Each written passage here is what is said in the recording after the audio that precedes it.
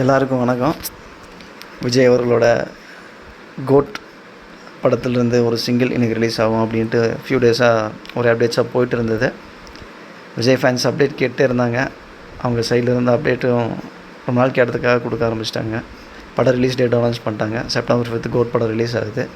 So இந்த first சிங்கிளும் சூடாக இறக்கி விடலாம் அப்படின்ட்டு ப்ரொமோலாம் ரிலீஸ் பண்ணி பாட்டு இறக்கிட்டாங்க.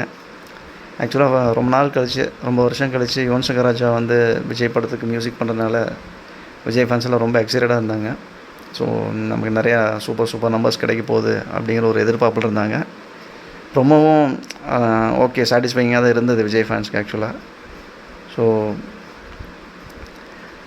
அதிரி புதிரியாக அப்டேட்டுக்கு அப்புறம் பாட்டு இப்போ கொஞ்சம் நேரத்துக்கு முன்னாடி ரிலீஸும் ஆயிடுச்சு.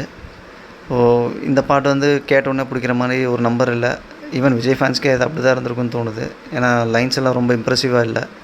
விஜயோட பார்ட்டிக்கு ஏற்ற மாதிரி, தமிழக வெற்றி கழகம் அந்த பார்ட்டிக்கு ஏற்ற மாதிரி வேணும்னே சில லைன்ஸ் திணிச்ச மாதிரி தான் இருந்தது.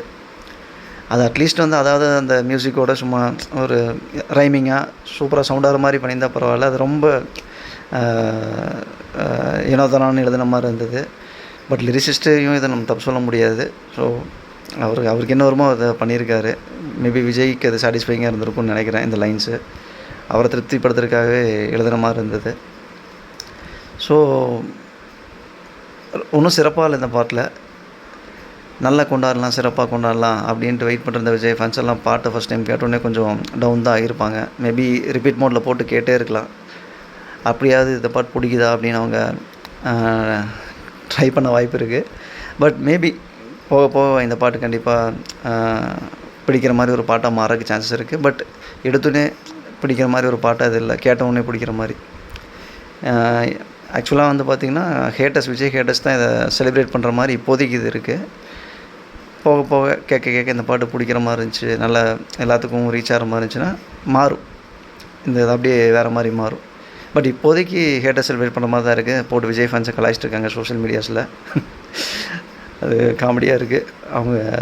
அவங்களுக்குள்ளே இருக்கிற அந்த கான்வர்சேஷன்ஸ் எல்லாம் பார்த்தா செம்ம காமெடியாக தான் இருக்குது இப்போதைக்கு.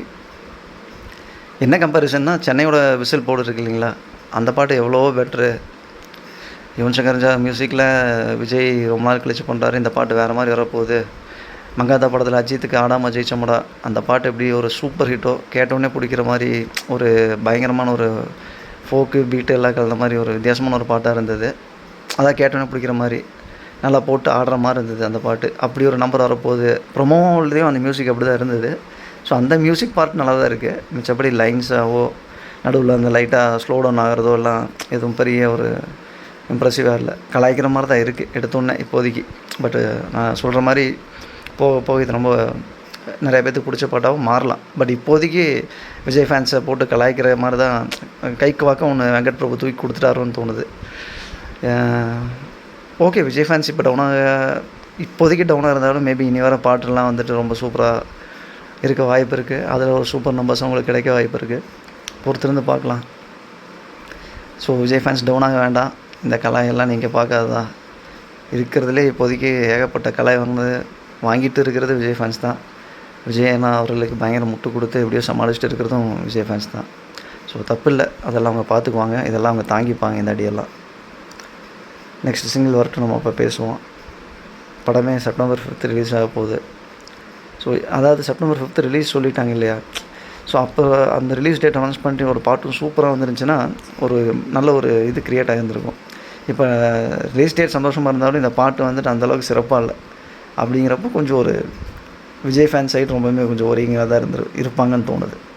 ஏன்னா லியோவும் பெருசாக ஒரு படமாக வந்து ரொம்ப சூப்பர் படம், திருப்பி பார்க்குற அளவுக்கு இருக்க படம் அப்படின்னு சொல்லிக்கிற அளவுக்கு அவங்களுக்கு அமையல.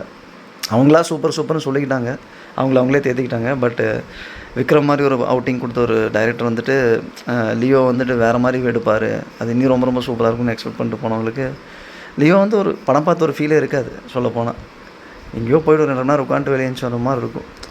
ஸோ அப்படி அது ஒரு சூப்பர் சக்ஸஸ் மூவி விஜய்க்குன்னு சொல்ல முடியாது.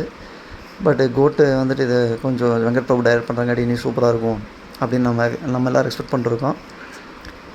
ஸோ அந்த எக்ஸ்பெக்டேஷனுக்கு வந்துட்டு ஒரு ஒரு அடித்தளம் போட்ட மாதிரி ஒரு ஒரு ஆரம்ப புள்ளி மாதிரி ரிலீஸ் டேட் சொன்னாங்க. தொடர்ந்து பாட்டு வந்துச்சு. ஸோ அந்த ரிலீஸ் டேட்டு சந்தோஷத்தை கொண்டாடுற மாதிரி பார்ட் 2 பயங்கரமாக இருந்ததுன்னா ரொம்ப சூப்பராக இருந்திருக்கும். அது மட்டும் இப்போ மிஸ்ஸிங். எடுத்தோடனே ஒரு டவுன் சைடு மாதிரி தெரியுது இப்போதைக்கு. பட் நான் வெங்கட் பிரபு சூப்பர் தான், அது நமக்கு எல்லாத்துக்கும் தெரியும். அவர் எல்லா படமும் கன்ஃபார்ம் ஒரு டைம் பார்க்கலாம். ரிப்பீட் மோடில் பார்க்குற படம் நிறையாவே இருக்குது அவரோட இதில். ஸோ கூட எந்த லிஸ்ட்டில் சேரப்போகுதுன்னு தெரில. வெயிட் பண்ணி பார்ப்போம். Stay strong Vijay fans.